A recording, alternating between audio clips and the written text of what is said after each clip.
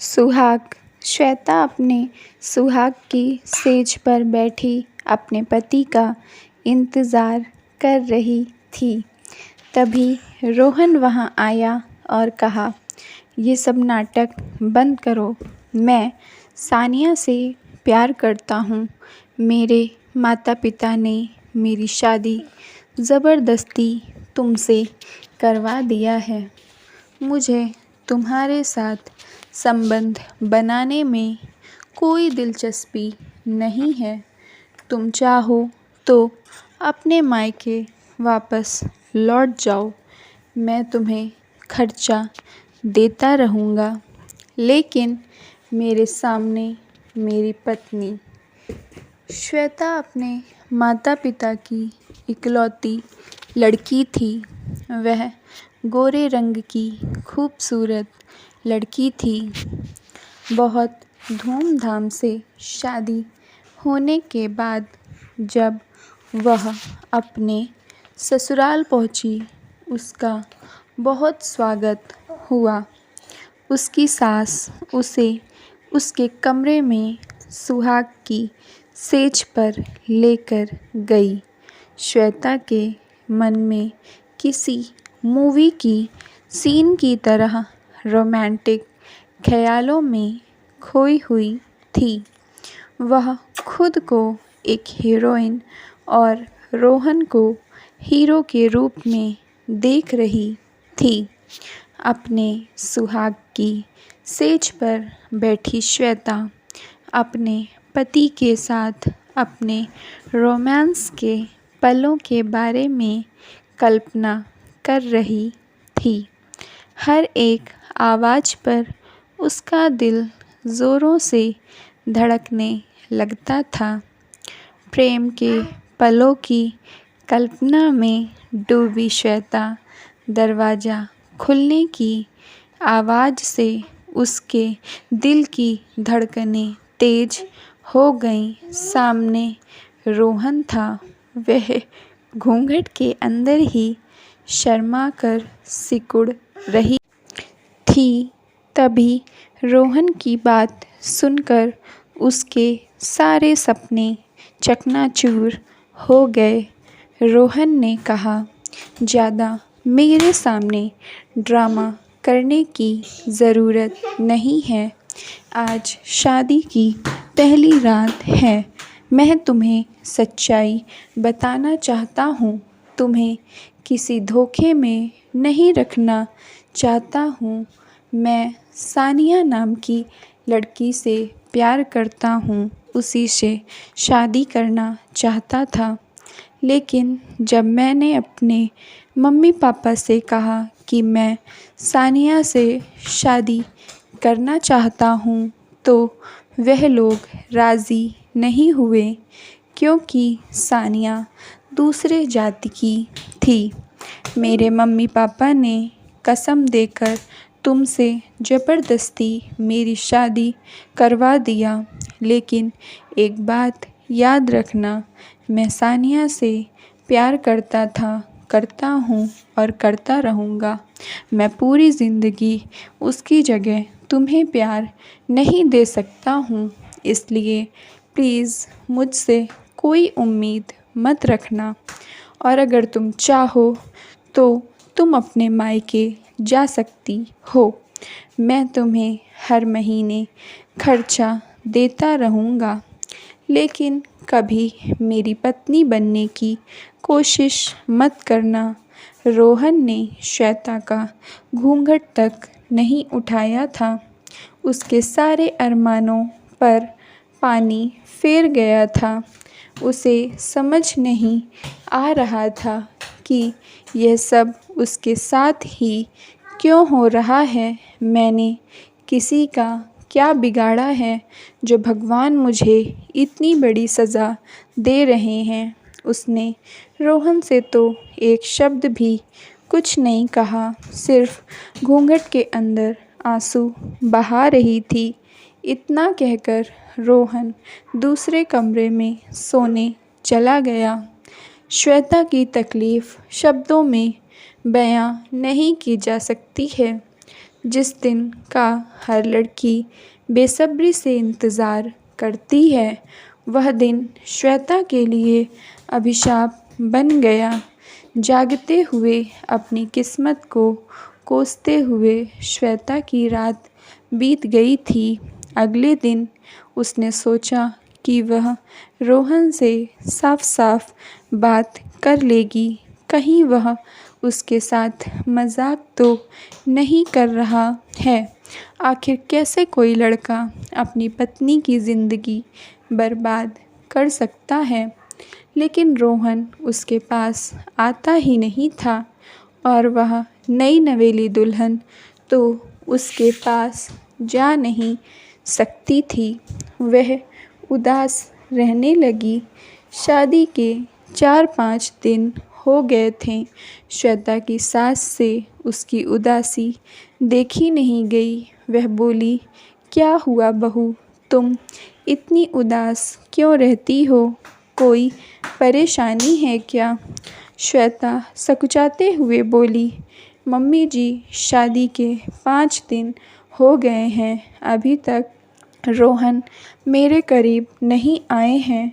हम भले ही दुनिया की नज़रों में पति पत्नी बन गए हैं, लेकिन हमारे बीच अभी तक पति पत्नी वाला कोई संबंध नहीं बना है। श्वेता की सास ने कहा, बहू, अरेंज मैरिज में ऐसा ही होता है। तू रोहन को थोड़ा वक्त दे। तू इतनी अच्छी है। जब तेरे स्वभाव के बारे में रोहन को पता चल जाएगा तो वह तुझसे बहुत प्यार करने लगेगा। तू उसके आसपास रहा कर, उसे अपनी तरफ खींचने की कोशिश किया कर, अपना दीवाना बनाने की कोशिश किया कर। देखना, कुछ दिनों बाद वह एक पल के लिए भी तेरा साथ नहीं छोड़ेगा, तेरा दीवाना बन जाएगा।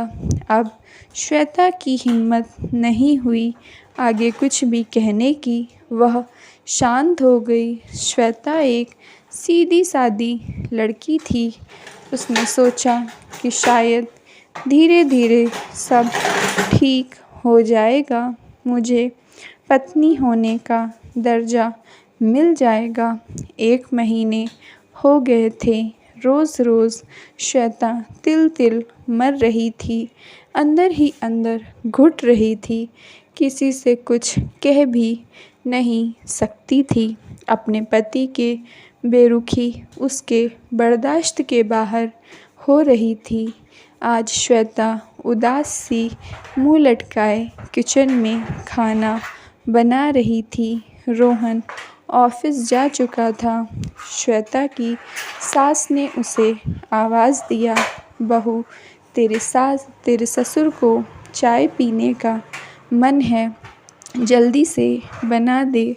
1-2 आवाज़ में श्वेता ने नहीं सुना तो सास उसके पास आकर बोली कि बहू, क्या हुआ, तेरा ध्यान किधर रहता है? कब से बुला रही हूँ। तेरे ससुर को चाय पीने का मन है, उनके लिए थोड़ी चाय बना दे। श्वेता दुखी होकर बोली, मम्मी जी, अब नहीं सहा जाता है ये सब। मैं अपने मायके वापस जाना चाहती हूँ। इस शादी का कोई मतलब नहीं है। सास ने कहा, बहू, रोहन ने तुझे अभी तक नहीं छुआ। श्वेता की आंखों से आंसू बहने लगे। उसने कहा, मम्मी जी, उन्होंने शादी की पहली रात ही मुझसे कह दिया था कि वह किसी सानिया नाम की लड़की से प्यार करते हैं, उसी से शादी करना चाहते थे। उन्हें इस शादी में या मुझ में कोई दिलचस्पी नहीं है। यह शादी उन्होंने आप लोगों के दबाव में आकर किया है। आप लोगों ने मेरे साथ ऐसा क्यों किया? क्यों मेरी शादी रोहन की मर्ज़ी के खिलाफ़ उससे करवाई? सब कुछ जानते हुए भी क्यों मेरी ज़िंदगी बर्बाद कर दिया है। आप लोगों ने एक बार भी नहीं सोचा कि एक लड़की की जब शादी होती है तो उसके कितने सपने होते हैं। आपने मेरे सारे सपनों को चकनाचूर कर दिया। जब मेरे माता पिता को यह सब पता चलेगा तो उनके दिल पर क्या बीतेगी। कितने अरमानों से उन्होंने मेरी शादी रोहन से किया था। श्वेता की सास उसके हाथ जोड़ने लगी और बोली, बहू, रोहन को छोड़कर कहीं मत जाओ वरना उसकी ज़िंदगी बर्बाद हो जाएगी। सानिया अच्छी लड़की नहीं है, इसलिए हमने रोहन की शादी सानिया से नहीं किया था। लेकिन वह सानिया के खिलाफ एक शब्द भी नहीं सुन सकता है। हमने सोचा उसकी शादी हो जाएगी तो धीरे धीरे वह सानिया को भूल जाएगा। बहू, जब तुम 1 महीने रुक गई और कुछ दिनों के लिए रुक जाओ वरना मेरे बेटे के साथ साथ तुम्हारी भी ज़िंदगी बर्बाद हो जाएगी। तुम्हारे माता पिता के दिल पर क्या बीतेगी, कभी सोचा है तुमने? मुझे एक आस है कि मेरा बेटा उस सानिया के चंगुल से जल्दी ही छूट जाएगा। उसकी सास रोने लगी। श्वेता नर्म दिल की लड़की थी। उसे अपनी सास की बातें सही लगी। वह रुक गई। वह नहीं चाहती थी कि उसकी वजह से किसी का दिल दुखे।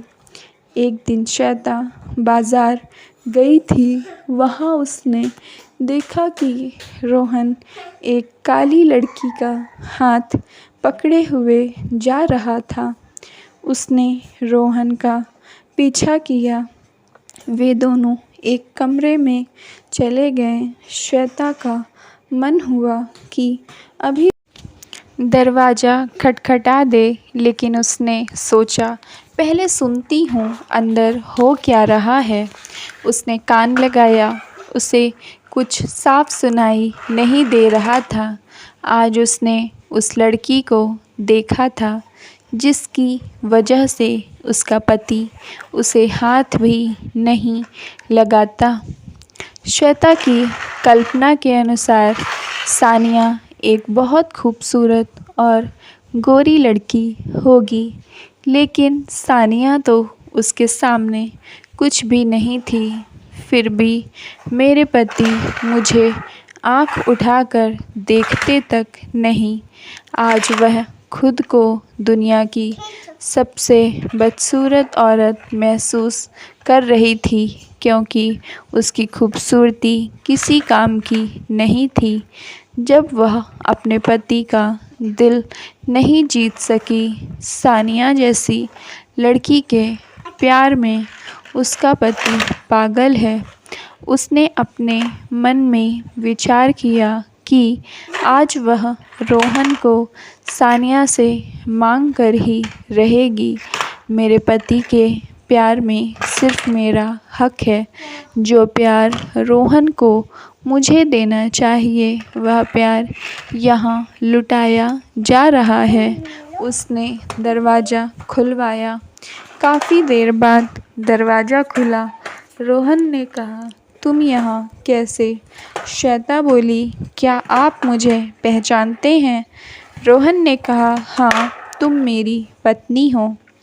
चलो अच्छा है, तुम्हें इतना तो पता है कि मैं तुम्हारी पत्नी हूँ, लेकिन तुम ये भूल गए कि पत्नी होने का हक तुमने किसी और को दे रखा है। मेरी जगह इस सानिया को दे रखा है। तुम लोगों को बिल्कुल शर्म नहीं आती ये सब करते हुए? रोहन ने कहा, अच्छा तो तुम मेरी जासूसी कर रही थी? श्वेता ने कहा, मैं कोई जासूसी नहीं कर रही थी और मुझे ज़रूरत भी नहीं है तुम्हारी जासूसी करने की। मैं यहाँ बाज़ार आई थी, तुम लोगों को देखा तो यहाँ तक आ गई। भीड़ जमा हो चुकी थी। आज श्वेता ने लाज शर्म सब कुछ भुला दिया था। उसने कहा, सानिया, यही नाम है ना तुम्हारा? तुम मेरे पति को छोड़ने का क्या लोगी? बोलो। सानिया ने कहा, मैं क्यों छोड़ूं उस आदमी को जो तेरा पति होकर भी तेरा नहीं है।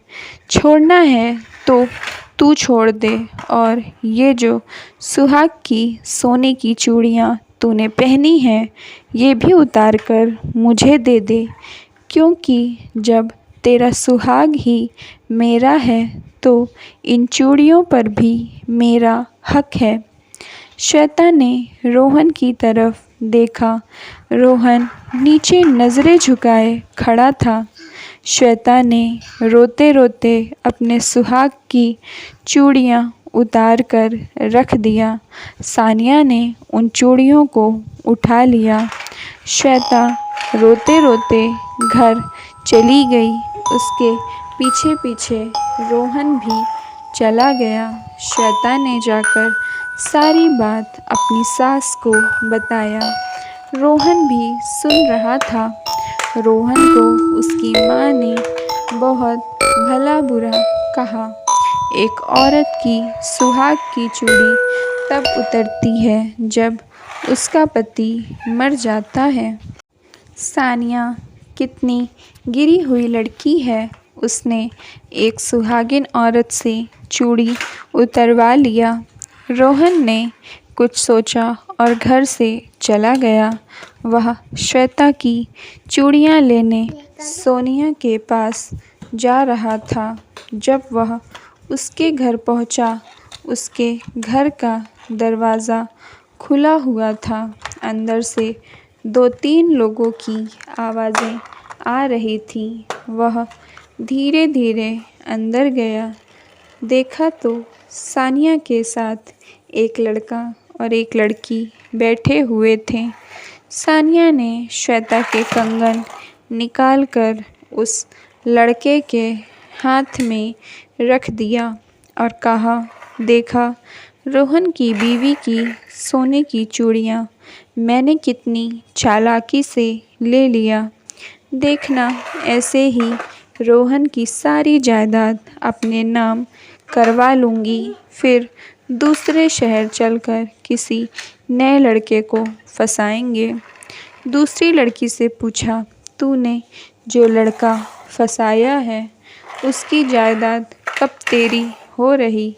वह लड़की बोली, बस अगले महीने मेरा काम भी ख़त्म हो जाएगा। ऐसे ही उन लोगों की बातें चल रही थीं।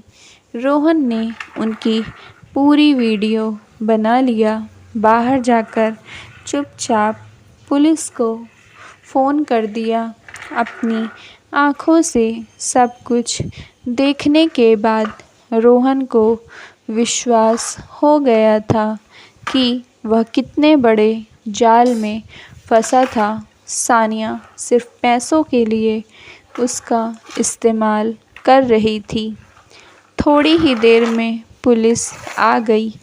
वे सभी वांटेड थे।